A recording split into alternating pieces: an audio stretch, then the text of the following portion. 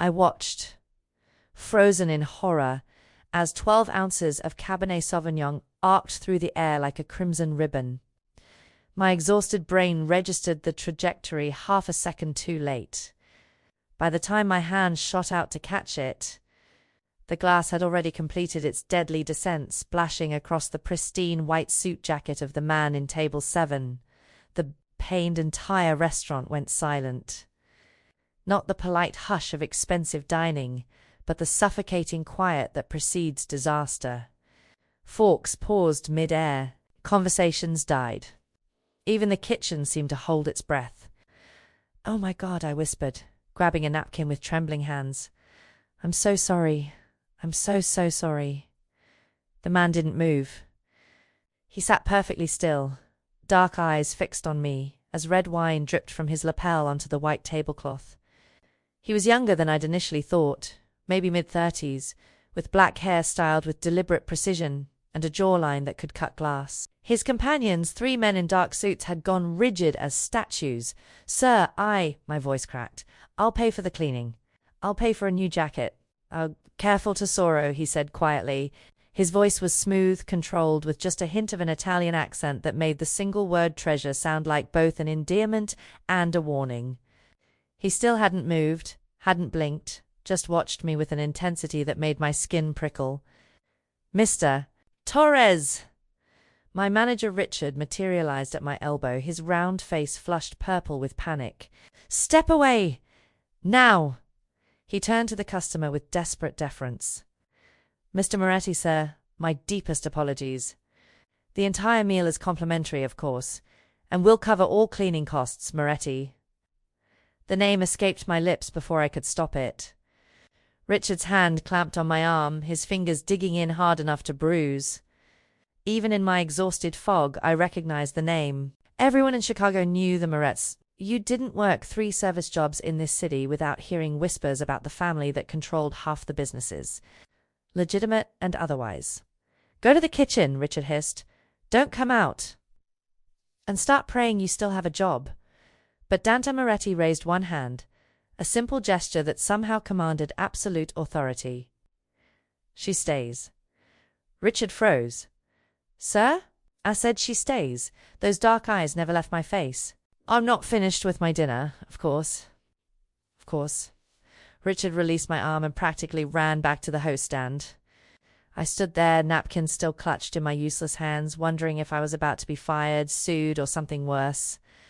The stories about the Morettis weren't the kind you told at parties. They were the kind you whispered in corners, then forgot you'd ever heard. "What's your name?" Moretti asked, dabbing at his ruined jacket with a casualness that was somehow more terrifying than anger. Maya Torres. Well, Maya Torres." He leaned back in his chair, studying me with unsettling focus. "You look exhausted." The observation was so unexpected that I answered honestly. "3rd double shift this week. 3 jobs? 4, actually. But who's counting?" One corner of his mouth lifted, not quite a smile, but close. "Bring me another scotch. Neat. And whatever you recommend from the dessert menu." I blinked. "You're staying?" "I'm staying." His eyes held mine. "And so are you." "I want to make sure there are no more accidents tonight." It should have sounded concerned. Instead, it sounded like a promise. The next 3 hours passed in a surreal haze. Dante Moretti remained at table 7 long after his companions left, long after his meal was finished. He ordered coffee. Then another dessert. Then nothing at all, just sat there, watching me move through my section with eyes that tracked every stumble, every weary sigh. My coworker Jessica sidled up to me during a lull. "Girl, what did you do? He's been staring at you for hours. I ruined his $1,000 suit." "That's not a 'you ruined my suit' stare, that's a 'you're mine now' stare." She shuddered. "Be careful with that one, Maya. The Morettis don't let go of things they want." But I didn't have time to process her warning. My shift ended at midnight, and all I could think about was the bus ride home, my sister's medication schedule, and whether I'd make it through tomorrow's morning shift at the diner. I changed out of my uniform in the bathroom, splashed cold water on my face, and pushed through the employee exit into the alley behind the restaurant. A black Mercedes was idling at the curb. Dante Moretti leaned against the passenger door, his ruined jacket gone, his white shirt now unbuttoned at the collar. In the dim streetlight, he looked like something out of a dangerous dream. "Get in," he said. "We need to talk about how you're going to make this up to me." Every instinct screamed at me to run. Instead, I heard myself ask, "And if I say no?" His smile was slow, predatory, devastating. "Then I'll wonder why you're still standing here, Tesoro, instead of walking away." He didn't kidnap me. That was my first coherent thought as Dante Moretti pulled the Mercedes into the parking lot of a 24-hour diner on the outskirts of downtown. The neon sign flickered rosies in pink letters, and through the windows I could see tired truckers hunched over coffee cups. "This is your idea of making amends?" I asked, eyeing the decidedly unglamorous location. "You looked like you needed real food." He opened his door. "Not the overpriced steak you've been serving all night without eating any yourself." The observation was too accurate to be casual. I followed him inside, hyper-aware of the way people's eyes tracked him. Even here, in this forgotten corner of the city, Dante Moretti commanded attention. We slid into a cracked vinyl booth. A waitress appeared instantly, her expression shifting from bored to attentive the moment she registered Dante's face. "Coffee," he said. "Black. And bring her whatever she wants." "Pancakes," I said quietly, "and orange juice." When the waitress left, Dante leaned back, studying me with that same unnerving focus from the restaurant.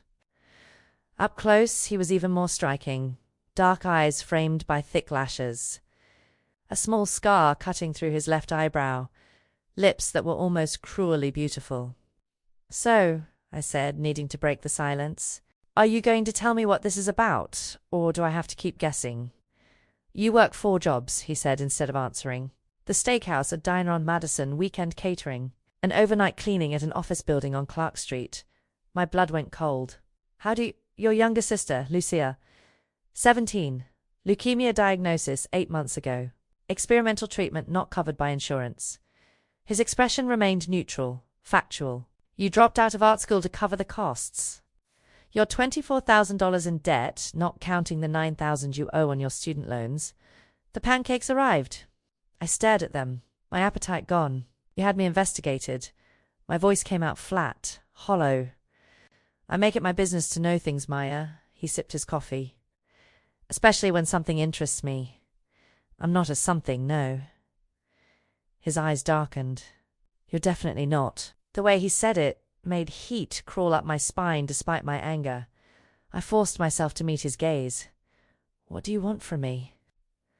Dante set down his cup with deliberate precision. "I have a problem. My mother is hosting a charity auction next Friday. Annual event. Very visible. Very tedious. I need a date." I laughed. A sharp, disbelieving sound. "You're joking. I never joke about business, Tesoro." He leaned forward slightly. "Every woman in my circle wants something. Money, status, connections, a ring." His eyes held mine. "You spilled wine on a $50,000 suit jacket and looked like you wanted to die from embarrassment. That kind of authenticity is rare in my world. So you want to rent me? Like an accessory?" "I want to pay you $5,000 to accompany me to a charity auction. 1 evening. 4 hours. You wear a dress I provide, smile when appropriate, and leave when I say." He paused. "Your sister's next treatment is in 3 weeks. 5,000 would cover it." My throat tightened. He'd done his research, thoroughly knew exactly which pressure point would make me consider his insane offer, and if I say no— Something flickered in his expression. Not anger, but something more dangerous. Interest. "Then you say no." "I don't force women into anything, Maya." He pulled a business card from his pocket, sliding it across the laminate table. Heavy cardstock, cream-colored, with just a phone number embossed in black. "But the offer stands until Monday. After that, I'll find someone else." I stared at the card, my mind racing. $5,000. Lucia's treatment. 1 night in a world I'd never touch otherwise. Why me? I whispered. You could have anyone, because everyone else would want more than one night. His voice dropped lower, more intimate. And I have a feeling you're the only woman in Chicago who'll walk away when it's over. He stood, dropping $200 bills on the table for a $15 meal. Eat, Maya. You look like you haven't had a decent meal in days. I watched him walk toward the door, his presence somehow diminishing the entire diner. At the threshold, he paused, looking back. One more thing. When you call end, you will call understand that once you enter my world, even for one night, things change. You'll change. His smile was slow, predatory. Fair warning. Then he was gone, leaving me alone with cold pancakes, a dangerous business card, and the terrible certainty that he was right. I would call. God help me. I was already reaching for my phone. The dress arrived on Thursday in a box that was a work of art itself, midnight blue with silver ribbons, delivered by a courier who made me sign 3 separate documents. Inside, nestled in tissue paper that whispered like secrets, was the most beautiful thing I'd ever seen. Silk the color of a summer night sky, with a neckline that promised elegance and a slit that threatened scandal. No price tag, no note. Just perfection that fit like it had been designed specifically for my body. Because it had been. When I called the number on the business card, a woman's crisp voice informed me that a car would collect me Friday at 7. Measurements had been taken from security footage at the restaurant. The dress was custom. Mr. Moretti's instructions were very specific. I should have been insulted. Instead, I felt a dangerous thrill at how thoroughly he'd planned this. Friday arrived too quickly. The black Mercedes pulled up to my shabby apartment building at exactly 7, looking obscenely out of place among the rusted Hondas and broken streetlights.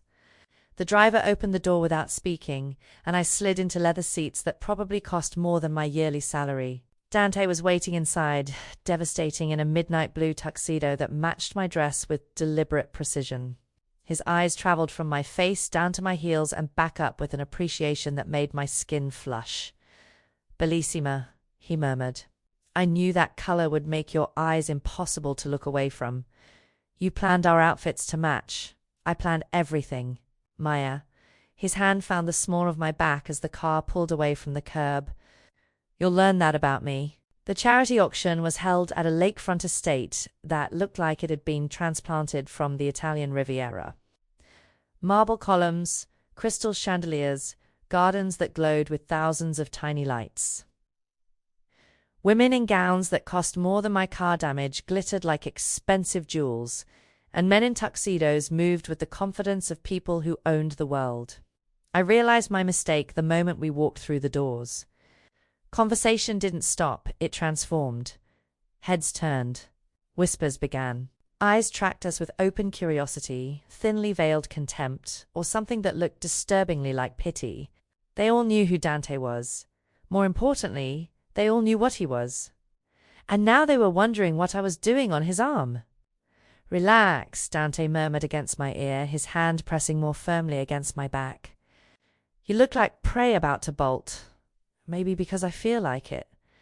His low chuckle vibrated through me. Too late for that. To sorrow. You're mine for the evening. Everyone here knows it. The possessiveness in those words should have offended me. Instead, they sent heat pooling low in my stomach. He guided me through the crowd with effortless authority. People stepped aside automatically, offering respectful nods that Dante barely acknowledged. We moved like royalty through a court of lesser nobles, except this court dealt in power, not birthright. I caught sight of myself in a gilded mirror and barely recognized the woman staring back. Designer dress, professional hair and makeup, courtesy of the team that had appeared at my apartment that afternoon. Diamond earrings Dante had insisted I wear for the evening only. I looked like I belonged here, but the tightness in my chest said otherwise. Dante, darling. A woman in red descended on us, her smile sharp as glass. And who is this lovely creature? Maya Torres, Dante said, not bothering with my role or title. Just my name. stated like it was the only introduction necessary. The woman's eyes assessed me with predatory precision. How refreshing. Tell me, Maya, how did you meet our Dante? I spilled wine on him. Her perfectly sculpted eyebrows shot up. Dante's mouth curved with genuine amusement. She's honest, he told the woman. It's novel. We moved on, but the pattern repeated throughout the evening. Curious questions. Assessing stares. Dante's hand never leaving my back, a constant reminder of ownership that everyone read correctly. Then I saw her. An elegant woman in her 60s, silver-streaked dark hair swept into an impeccable chignon, watching us from across the ballroom. She wore black like armor and held her champagne flute like a weapon. When her eyes met mine, I felt the temperature drop 10 degrees. That's your mother, I whispered. Elena Moretti, Dante confirmed. And she's not happy. About me? About everything. His jaw tightened. But especially about you, the auction began. Dante bid with casual brutality, driving prices up with single raised fingers until competitors backed down. When a weekend in Napa Valley came up for bidding, he leaned close, his breath warm against my ear. 100,000, he called, his eyes never leaving my face. The room went silent. The auctioneer stammered his acceptance. I hope you don't have plans for next month, Dante murmured, his voice intimate enough to make me shiver. Before I could respond, before I could process what he was implying, Lena Moretti appeared at our side like a storm-gathering force. Dante Tessero, she said, her voice honey over steel. I need to borrow your ... companion, just for a moment. It wasn't a request. Dante's hand tightened on my back briefly, then released. 5 minutes, mother. Elena's smile was ice. That's all I'll need. Elena Moretti led me through a side door and down a corridor lined with oil paintings that probably cost more than my entire neighborhood. Her heels clicked against marble with military precision, and I had to quicken my pace to keep up. She opened a heavy wooden door, revealing a private study that smelled of old books and expensive leather. Floor-to-ceiling windows overlooked the lake, where moonlight painted silver paths across dark water. Sit, Elena said, gesturing to a chair that looked like it belonged in a museum. I remained standing. Mrs. Moretti, if this is about, please. She poured 2 glasses of amber liquid from a crystal decanter. Let's not insult each other by pretending we don't both know exactly what this is about. She handed me a glass. I took it but didn't drink, watching as she settled gracefully into the chair opposite mine. Up close, I could see where Dante got his bone structure, his penetrating gaze. Elena was beautiful in the way monuments were beautifully eternal, untouchable, slightly terrifying. You're very lovely, she began, swirling her whiskey. But beauty is common in my son's world. What's rare is survival. My fingers tightened on the glass. I'm not sure what you mean, don't you? Her smile was sad. May I call you Maya? You're not the first woman my son has fixated on. There have been others. 3 to be exact. She rose, moving to a bookshelf where she withdrew a leather folder. She placed it on the desk between us, opening it to reveal photographs and documents. Alessandra Russo, 23. Dante met her at a gallery opening 4 years ago. She was a painter, like you wanted to be. Elena's finger traced the photo of a stunning brunette. 6 months later, she entered witness protection after testifying against one of Dante's rivals. She has a new name now, a new face. She'll never paint again too distinctive, too traceable. My stomach twisted. Elena flipped to the next page. Gabriella Chun, 25. Pre-med student. She lasted 8 months before she disappeared entirely. We still don't know if she's alive or if she made a deal with the FBI or if ... she didn't finish. She didn't need to. And the third? My voice came out hoarse. Married a rival family to escape. Elena closed the folder. She traded one cage for another, but at least she survived. She moved to the desk, opening a drawer and withdrawing a cream-colored envelope.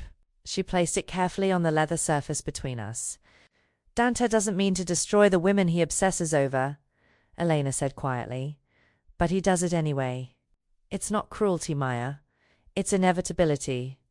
Men like my son, men like his father, they consume everything they touch. Love for them is a form of possession. I stared at the envelope, my heart hammering. What's in there?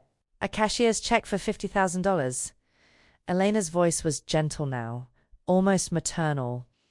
Enough to clear your sister's medical debt completely.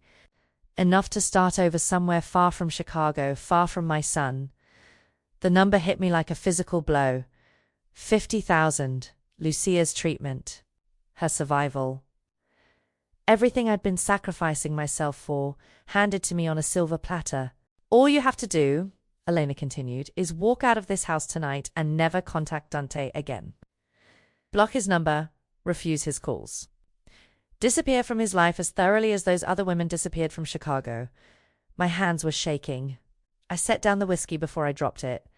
Why are you doing this? I whispered.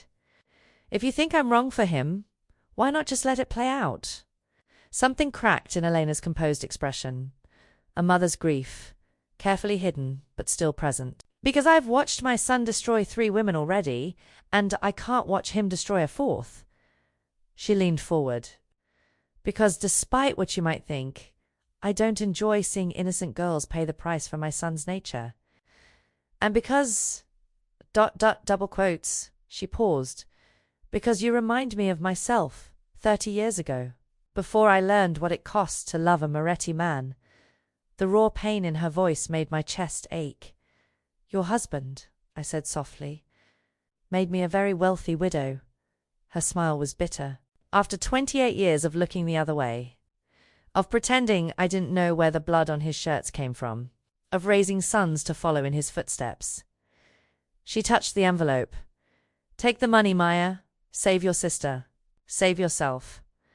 I looked at the envelope, at the promise of freedom it represented. And if I don't? I asked. If I refuse? Lena's expression shifted to something like resignation. Then I'll watch another young woman learn the hard way what it means to be chosen by a Moretti. She stood, smoothing her gown. You have until the end of the evening to decide. The check is yours. Either we'll consider it compensation for wasting your time.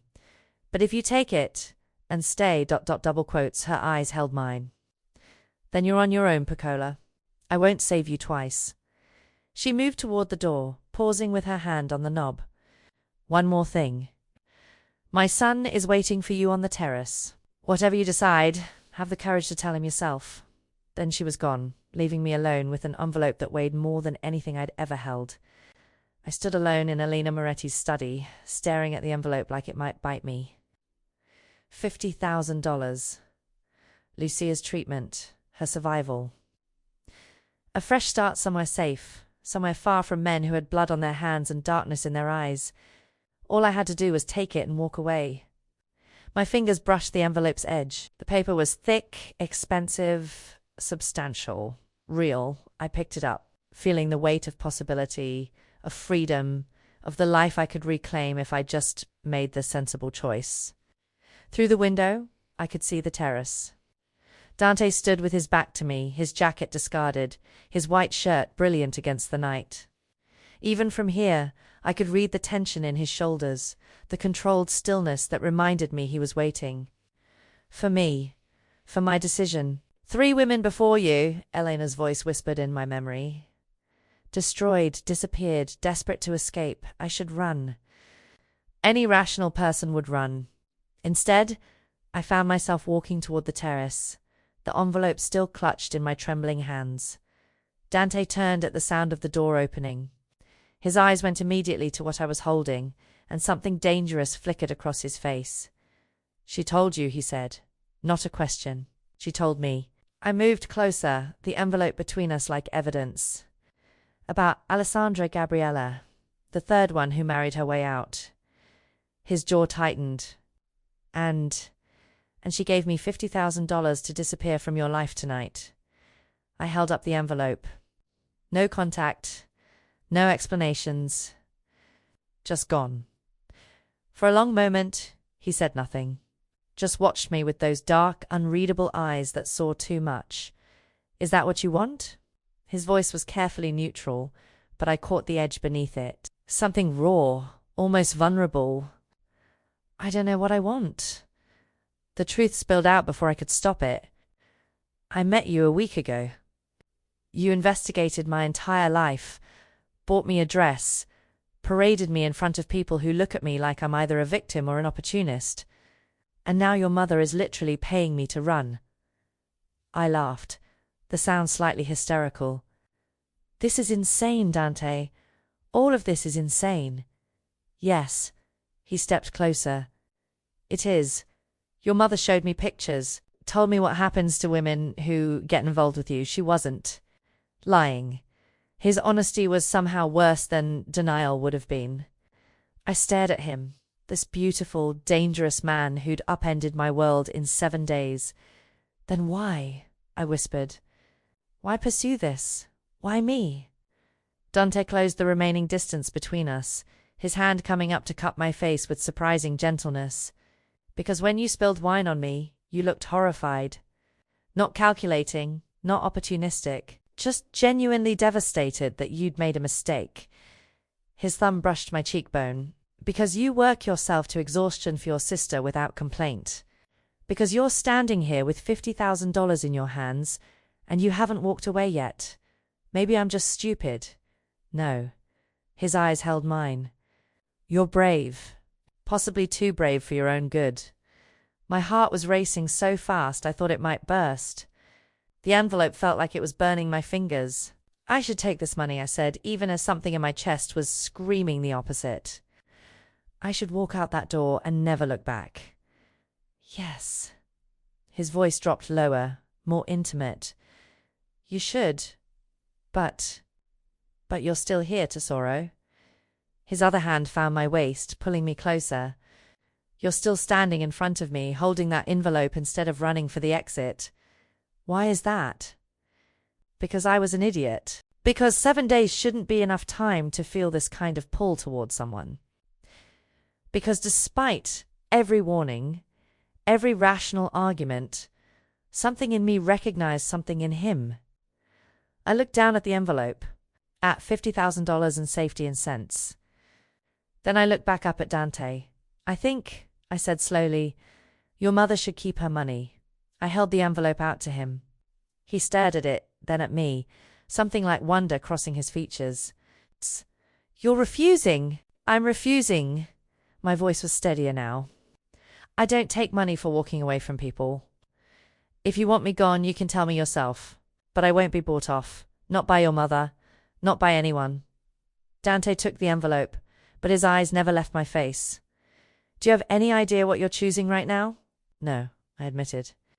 But I'd rather figure it out than spend the rest of my life wondering what if something ignited in his gaze. Fierce, possessive, almost feral. The envelope fell forgotten to the ground as both his hands came up to frame my face. Maya Torres, he murmured, his voice rough with something I couldn't name. You just made the most dangerous decision of your life. I know. His smile was slow, devastating, full of dark promise. No, Tesoro, you really don't. Then his mouth was on mine, claiming, consuming, erasing every rational thought from my head. This wasn't the careful kiss of a first date. This was possession, pure and absolute, a man taking what he wanted with the certainty that it was his to take. And God help me, I kissed him back with equal hunger. When we broke apart, both breathing hard, his forehead rested against mine. You should have taken the money, he whispered. Why? His eyes met mine, dark with desire and something deeper, more dangerous. Because now you're mine, Maya, completely. And I don't know how to let go of things I want to keep. The kiss deepened before I could think, before I could second guess, before rational thought could intervene. Dante's hand tangled in my hair, tilting my head back as his mouth explored mine with devastating thoroughness. The other hand pressed against my lower back, pulling me flush against him until I could feel the hard planes of his body through silk and expensive fabric.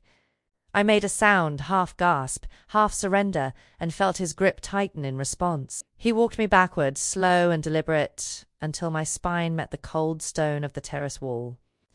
The contrast made me shiver, his heat against my front, stone chill against my back, trapped between two immovable forces. "Do you feel this?" he murmured against my lips, his voice rough with restraint barely held. "This thing between us?" "Yes." The word came out breathless. "I've spent a week trying to convince myself it wasn't real." His mouth traced a burning path down my jaw to the sensitive spot below my ear. "That you were just another beautiful woman. That the obsession would fade once I had you." My fingers clutched at his shirt, needing something to anchor me. And he pulled back enough to look at me, his eyes black with desire and something more, something that looked almost like fear. And I was lying to myself. His thumb brushed across my lower lip. "You should have taken the money, Maya. Because now that you've refused it, now that you've chosen me, ... He drew a ragged breath. "I'm going to make you mine. Completely. And I don't know if I can be gentle about it." Heat pooled low in my stomach, dangerous and intoxicating. Every warning bell in my head was screaming, but my body was leaning into him, craving more. "Maybe I don't want gentle," I whispered. Something in him snapped, his control frayed at the edges as he kissed me again, harder this time, with an urgency that made my knees weak. His hand slid from my waist to my hip, then lower, fingers tracing the slit in my dress until they found bare skin. I gasped against his mouth. He made a sound that was almost a growl. "Dio," he muttered, his forehead pressing against mine as he fought for control. "You're going to destroy me, Tesoro. I thought you were going to destroy me. We'll destroy each other." His lips curved against my temple. "But at least we'll burn together." Just as his hand began sliding higher up my thigh, his phone buzzed in his pocket. He ignored it, his mouth finding that spot on my neck that made me forget my own name. Buzzed again, then again, insistent, demanding. Dante pulled away with a vicious curse in Italian that I didn't need translation to understand. He yanked the phone from his pocket, his expression darkening as he read the screen. When he snapped into the phone. A pause. "I don't care what Salvatore thinks he's owed. Handle it." Another pause, his jaw tightening. "Fine. 20 minutes. He hung up, his hand running through his hair in frustration. When he looked at me, the raw need was still there, but now tempered with something else. Resignation. Duty. "I have to handle something," he said, his voice tight. "Business. Not a question." "Yes." He stepped closer, cupping my face with both hands. "But you're not going back to your apartment tonight." My heart stuttered. "Dante, you refused $50,000 and kissed me like that, in full view of everyone at this party." His eyes held mine. "Word is already spreading, Maya. By morning, every rival family in Chicago will know you're important to me. That makes you a target." The gravity of what I'd done began sinking in. "I didn't think. I know." His thumb traced my bottom lip. "Which is why you're staying at my penthouse tonight. Security team, protected location, no arguments. That's pretty presumptuous." A ghost of a smile touched his lips. "I'm a presumptuous man, Tesoro. You'll learn that about me." He pressed a brief, fierce kiss to my mouth. "Wait for me in the car. I'll be back in 20 minutes, and then we're leaving. And if I want to go home instead?" His expression turned serious. "Then I'll have my men escort you there and station guards outside your building. But you won't sleep, Maya. You'll lie awake wondering if every sound is someone coming for you, if every car on your street is surveillance, if your sister's hospital has adequate security." Fear crawled up my spine. "You're scaring me." "Good." He kissed my forehead with surprising tenderness. "Fear keeps you careful. Careful keeps you alive." He started to walk away, then stopped, looking back with an intensity that stole my breath. "For what it's worth, I would have chosen you too. Even knowing it was the dangerous choice. Even knowing it would change everything." His voice dropped lower. "You're worth the cost, Maya Torres." "I just hope you still think I am when you learn what that cost actually means." Then he was gone, disappearing into the mansion to handle whatever crisis demanded his attention. I stood alone on the terrace, my lips swollen from his kisses, my body still humming with desire, and the terrible realization settling over me like a shroud. I'd just crossed a line I could never uncross. And somewhere in the darkness of Chicago, people were already adjusting their plans to account for Dante Moretti's new weakness. Me. Dante's penthouse occupied the top 3 floors of a building that overlooked Lake Michigan, like a throne overlooking a kingdom. Floor-to-ceiling windows, dark wood, leather furniture that probably cost more than my yearly income. Everything was masculine, minimalist, and expensive in a way that whispered power rather than shouted it. I stood in his bedroom because apparently that's where his security team had been instructed to take me, wearing one of his shirts because my dress felt too formal, too much like armor I no longer needed. The shirt smelled like him. Woody cologne and something indefinably mal that made my stomach flip. It was 3 a.m. when I finally heard the elevator. I'd been watching the city lights, trying not to think about what handling business at midnight actually meant for a man like Dante Moretti, trying not to imagine the things Elena's warnings implied. But when he appeared in the doorway, I didn't need to imagine anymore. There was blood on his knuckles. Not a lot. Just enough to paint his right hand in dark smears that he hadn't bothered to wash off. His jacket was gone, his shirt partially unbuttoned, and his expression was carved from stone. We stared at each other across the room, him silhouetted in the doorway like something out of a nightmare. Me in his shirt like I had any right to be here. "Don't ask," he said quietly, his voice flat, empty. But I'd already crossed too many lines tonight to stop now. "No." I moved toward him, my bare feet silent on the hardwood. "If I'm going to be in your life, I need to know what that means." His jaw tightened. "Maya, you said I was yours now. Completely." I stopped an arm's length away, forcing myself to look at his bloodied hand. "So tell me, what did you do tonight?" For a long moment, he just watched me. Then he moved to the bathroom, and I followed, watching as he turned on the tap and began washing his hands with methodical precision. The water ran pink, then clear. "I hurt people, Maya." His voice was carefully controlled, clinical. "Sometimes I do worse than hurt them. I make decisions that would horrify you.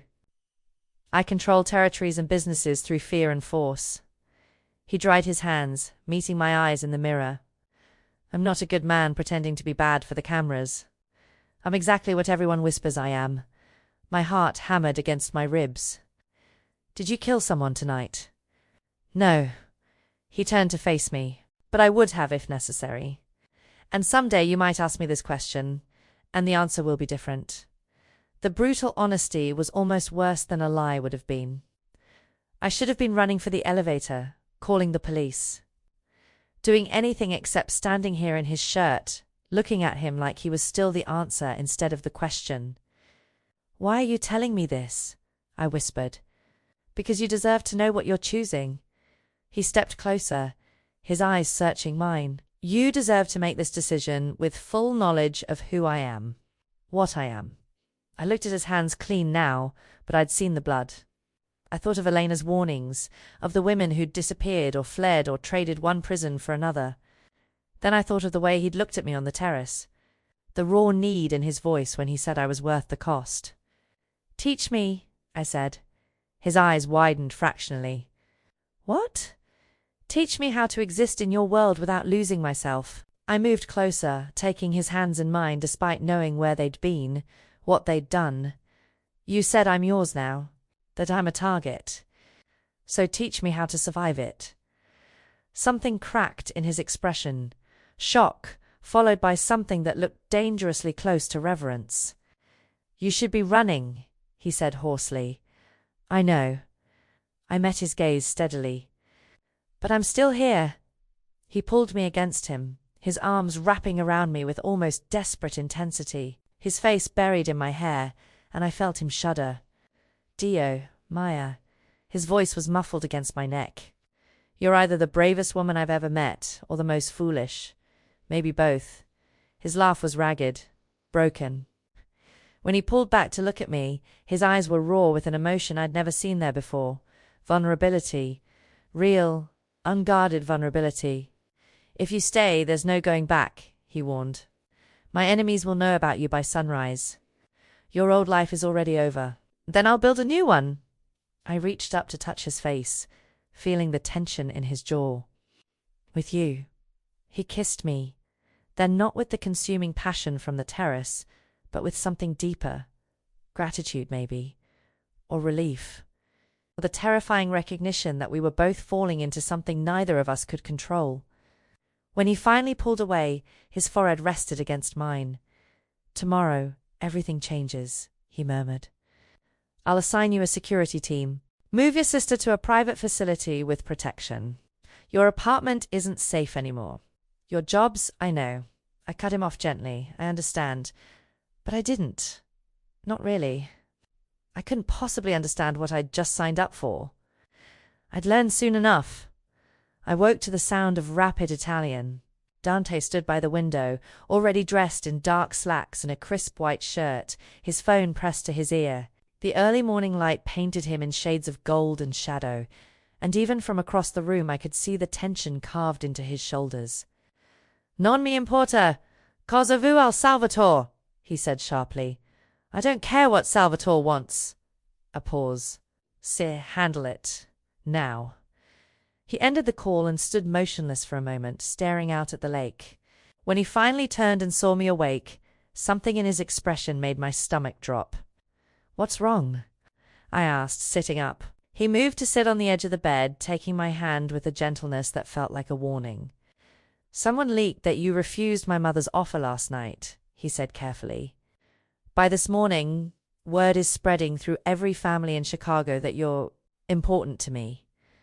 The way he said important made it clear what everyone would actually be thinking.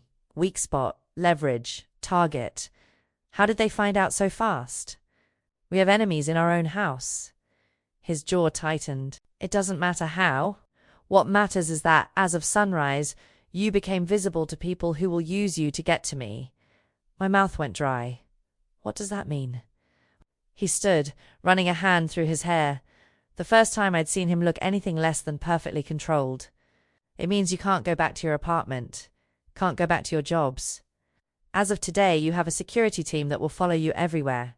He turned to face me. Your sister is being moved to a private medical facility this morning. Best doctors in the state, round-the-clock security, everything covered. Lucia should be terrified. I need to be there. You will be. With 3 armed guards. His voice was firm. Maya, listen to me. You're not safe anymore. Your sister isn't safe. This is the cost of what you chose last night. The weight of it crashed over me. My jobs, my apartment, my independence. My normal life. Gone. All of it gone because I'd kissed a man on a terrace and refused money that could have saved me. I didn't ask for this, I whispered. I know. He moved back to the bed, tilting my chin up to meet his eyes. Which is why I'm giving you one final choice. My lawyers are drafting papers as we speak. New identity, relocation to any city you want, $200,000 to start fresh. You and your sister both. Clean break, total protection. 200,000, 4 times what Elena had offered. Enough to disappear completely, to give Lucia and me a real future somewhere safe. And if I stay? My voice cracked on the question. His expression turned grave. Then you live by my rules. You go nowhere without security. You tell me everywhere you go, everyone you see. Your freedom becomes my responsibility because your safety is now my obsession. He paused. And you accept that some days I'll leave for business and come back with blood I can't explain. Some nights. I'll be cold and distant because I'm protecting you from knowledge that could destroy you. That sounds like a cage. It is. He didn't sugarcoat it. A gilded cage, but a cage nonetheless. I thought of my sister, of the medical bills that had consumed my life, of the freedom $200,000 represented, of safety and normalcy, and a life where I didn't have to watch for threats in every shadow. Then I thought of last night, of the way Dante had looked at me, like I was the answer to a question he'd been asking his whole life, of the vulnerability in his voice when he said I was worth the cost.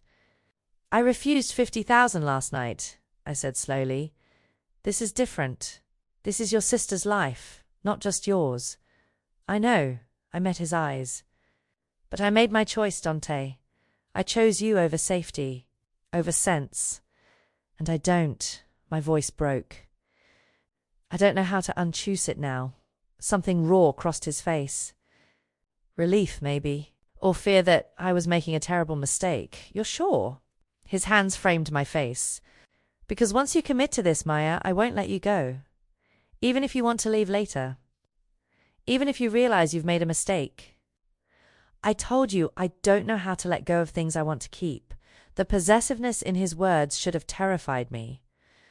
Instead, it sent heat spiraling through my chest. I'm sure, I whispered. He closed his eyes briefly, like I'd just given him something precious and breakable. When he opened them again, the vulnerability was gone, replaced by that commanding authority I was learning to recognize. Then get dressed. We're moving your sister in an hour, and then we're going to your apartment to get whatever you can't live without. His voice turned harder. Because after today, you don't go back there. You live here. With me, under my protection. You're moving me in? I'm keeping you close? He pressed a fierce kiss to my forehead. Welcome to my world, Tesoro. I hope you survive it. 3 weeks passed in a blur of transformation. My apartment was cleared out in under 2 hours, everything I owned fitting into boxes that looked pathetically small in the back of Dante's SUV. My landlord was compensated for the broken lease, overly compensated from his stammering gratitude. My jobs were informed I wouldn't be returning. Richard at the steakhouse actually looked relieved, like my absence solved a problem he'd been too afraid to address. Lucia's transfer to the private facility went smoothly, though she'd gripped my hand with terrified confusion when 3 men in suits positioned themselves outside her room. Maya, what's happening? She'd whispered. Who are these people? Friends. I'd lied. Just friends making sure you're safe. She was 17. Too smart to believe me, but too sick to push for answers I couldn't give. The penthouse became my gilded cage. I had a closet full of designer clothes I hadn't picked, a credit card with no limit that felt like a leash, and 3 security guards named Marcus, David, and Tony, who followed me everywhere with polite, immovable efficiency. I learned the rules quickly. Never leave without notifying Dante first. Never take the same route twice. Never talk to strangers without Marcus present. Always sit with my back to walls in restaurants. Always check under the car before getting in. The everyday vocabulary of survival in Dante Moretti's world. But the hardest part wasn't the restrictions or the security. It was watching Dante leave. He'd kiss me goodbye in the morning, perfectly dressed, perfectly controlled. Then he'd disappear into meetings and business I wasn't allowed to know about. Some days he'd return for dinner, charming and attentive. Other days he'd come back after midnight, his suit wrinkled, his expression carved from ice. Those nights I learned not to ask questions. I'd find him in his study, nursing whiskey and staring at documents I couldn't read. I'd bring him food he wouldn't eat. I'd sit beside him in silence until the coldness thawed enough for him to reach for me, pulling me into his lap, burying his face in my neck, holding me like I was the only thing keeping him human. Don't ask, he'd murmur against my skin. And I didn't. I was learning the most important rule of all. Love, in Dante's world, meant accepting the parts of him I'd never fully know, the violence committed in shadows, the decisions made in rooms I'd never enter, the blood he washed away before coming home to me. One evening, I was attempting to cook dinner in the penthouse's massive kitchen, a futile effort considering I'd never cooked with appliances this expensive, when Elena Moretti appeared in the doorway. The guard let me up, she said, though her tone suggested guards didn't really have a choice when it came to Elena. I set down the wooden spoon, bracing for another lecture, another offer to escape. Instead, she moved to the counter, surveying my attempt at pasta with an expert eye. You're using too much salt, she observed. I'm using any salt because I'm stressed, I replied. To my surprise, she laughed, a real laugh, warm and unexpected. She shrugged off her coat, rolling up the sleeves of her silk blouse. Move over. If you're going to stay, you should at least learn to cook properly. Dante's father always said a woman who can't make proper rag is a woman who can't be trusted. We cooked together in careful silence. her hands moving with practiced grace as she showed me how to adjust the sauce, when to add the wine, how to know when the pasta was perfect. "You're still here," she finally said, not looking at me. "I am. 3 weeks. Most don't last one." She tasted the sauce, nodding approval. "My son is different with you." "Different how?" Elena's expression softened in a way I'd never seen before. "He smiles more. Comes home earlier. Last week he missed a meeting, a very important meeting, because you called and said you were having a bad day." Guilt twisted in my chest. "I didn't know, Benna." "Good." She covered my hand with hers. "That's exactly my point. He chose you over business. Dante never chooses anything over business." Her eyes met mine, and I saw acceptance there. Not warmth exactly, but something close. "I won't pretend to understand why you stayed when I offered you an escape," she continued. "But you did stay. You chose my son knowing what he is. That takes either great courage or great foolishness." She squeezed my hand. "But perhaps they're the same thing when it comes to matters of the heart." "Mrs. Moretti. Alina," she corrected. "If you're family, call me Alina. Family." The word settled over me like a benediction and a burden all at once. We finished cooking together, and when Dante came home an hour later, he stopped in the doorway, staring at the sight of his mother and me setting the table like it was the most natural thing in the world. "Mama?" The surprise in his voice was almost comical. "Your girl can't cook," Elena announced. "I'm fixing that." His eyes met mine over her head, and the tender look in them made my chest ache. This was my life now. Security guards and expensive clothes and cooking lessons from a mafia matriarch. Learning to exist in spaces between violence and domesticity. Loving a man who'd destroy anyone who threatened me, while knowing his love itself was its own kind of threat. But as Dante crossed the room to kiss me, his hand gentle on my waist, I couldn't bring myself to regret my choice. Not yet. Not until the morning everything went wrong. The attack happened on a Thursday. I was leaving Lucia's hospital for my daily visit, Marcus and David flanking me as always. The morning was bright, ordinary. The kind of Chicago autumn day that made you forget the city had teeth. I never saw the car coming. What I remember is Marcus suddenly shouting, his hand shoving me hard toward the ground. The crack of gunshots splitting the air.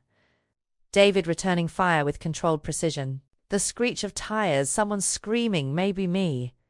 Then Dante was there. I didn't know how he arrived so fast, only that suddenly his body was covering mine, his weight pressing me into the concrete as chaos erupted around us.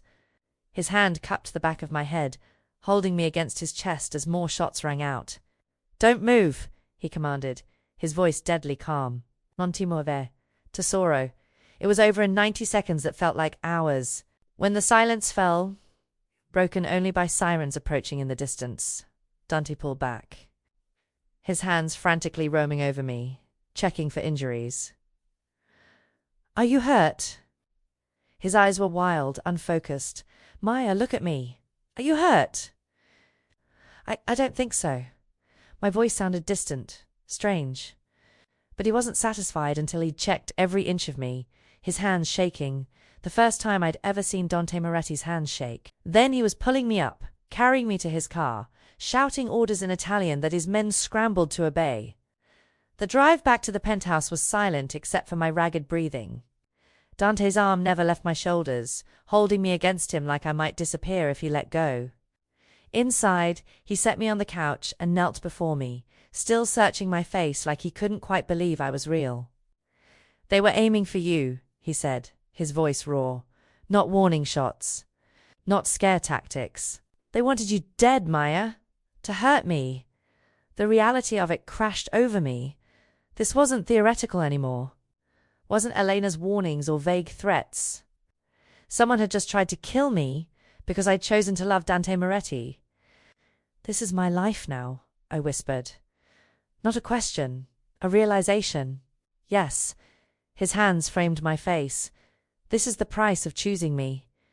And I'm selfish enough, cruel enough to let you pay it. I should have been terrified. Should have called that lawyer. demanded the new identity, the 200,000, the safe escape.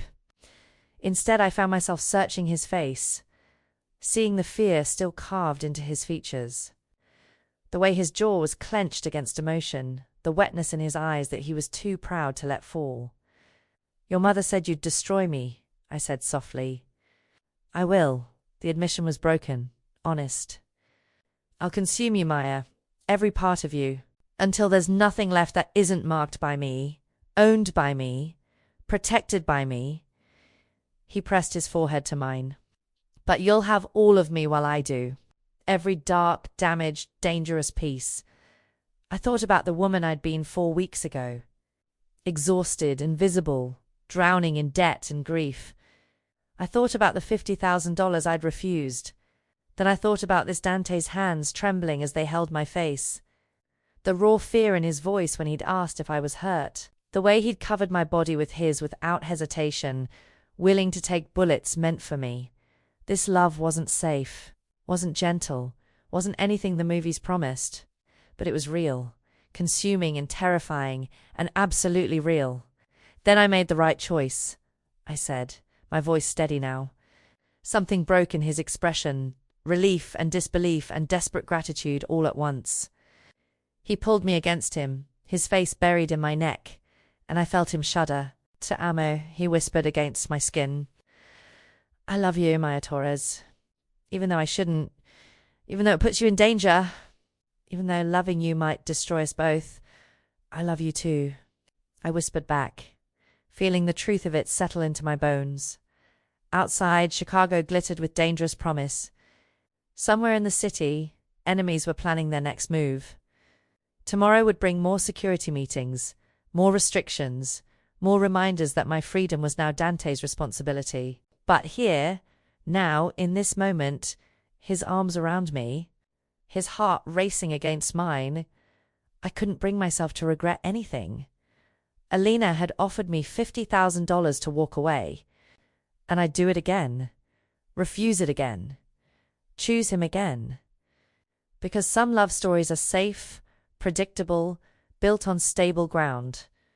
This one was built on quicksand and gunpowder. But as Dante kissed me with desperate intensity, as his hands held me like I was the most precious thing he'd ever possessed, I knew with absolute certainty he was worth the danger, worth the fear, worth every flame I'd have to walk through. And I'd burn for him gladly,